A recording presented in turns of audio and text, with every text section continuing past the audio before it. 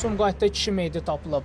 Hadisə şəhərin 14-cü məhəlləsində avtobus dayanacağına bitişik köşkdə qeydə alınıb. Belə ki, 46 yaşlı Anar Abdurrahmanovun meyiti vətəndaşlar tərəfindən aşkarlanıb. Dərhal hüquq mühafizə orqanlarına məlumat verilib. Əraziyə polis əməkdaşları və təcil yardım briqadaları cəlb olunub. Faktla bağlı Sumqayıt şəhər prokurorluğunda araşdırma aparılır.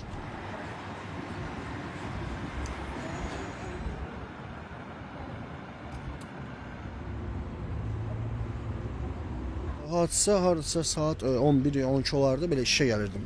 Gəldim, elə çöldə gördüm ki, buranın qapısı açıqdı köşkün. Hardasa olardı bir 40-50 yaşında bir kişi idi.